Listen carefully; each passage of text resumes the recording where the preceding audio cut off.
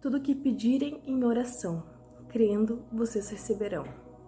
Mateus, capítulo 21, versículo 22. Esses dias eu estava organizando as coisas aqui em casa e o Senhor me trouxe esse versículo.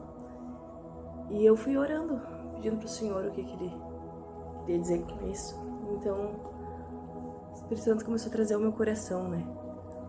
Quantas vezes a gente deseja viver um milagre, mas nem nós cremos de fato de que ele vai acontecer. Lá em Mateus, no capítulo 8, do versículo 5 ao 13, a gente vê um centurião que, diferente dos apóstolos que caminhavam com Jesus diariamente, e eles viam todos os dias os milagres que Jesus fazia, ele só ouvia falar, né? Ao que tudo indica, assim, levando em conta o cenário da época.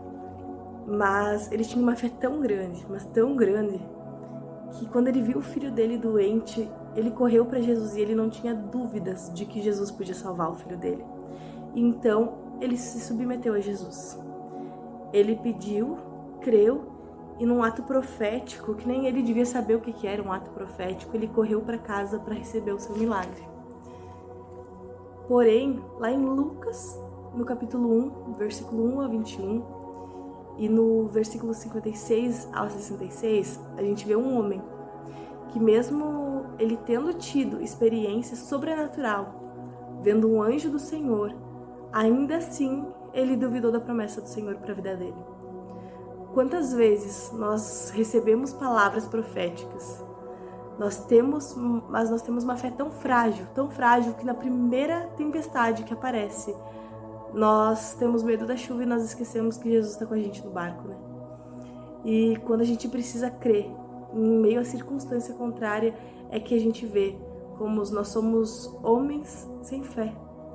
Assim como diz Jesus lá em Marcos, no capítulo 4:40, né? Quando os discípulos estavam com ele no barco e no meio da tempestade, os discípulos se desesperaram e diziam: Mestre, o Senhor vai deixar que a gente morra aqui? E Jesus dormia tranquilamente no barco, né? Viver no profético é viver como quem já recebeu, crendo que nós vamos receber. Eu passei por um processo no meu casamento, no qual eu e meu marido nós ficamos 1 ano separados. Eu morando numa cidade e ele morando em outra, a 6 horas de distância uma da outra.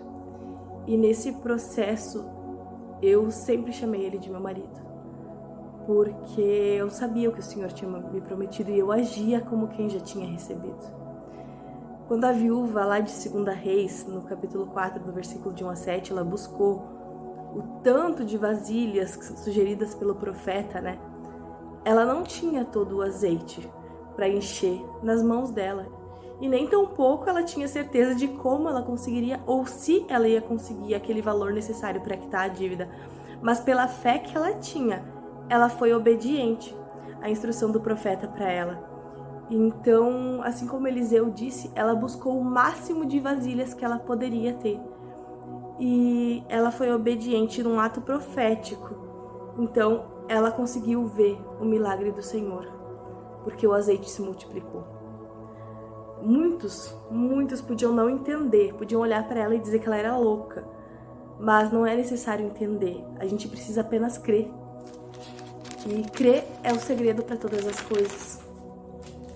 Ela creu e o sobrenatural aconteceu. Ora, a fé é a certeza daquilo que esperamos e a prova das coisas que nós não vemos. Lá em Hebreus, capítulo 11, versículo 1. Logo, nós não precisamos ver, basta a gente crer. E até onde tu tens crido na promessa do Senhor para a tua vida?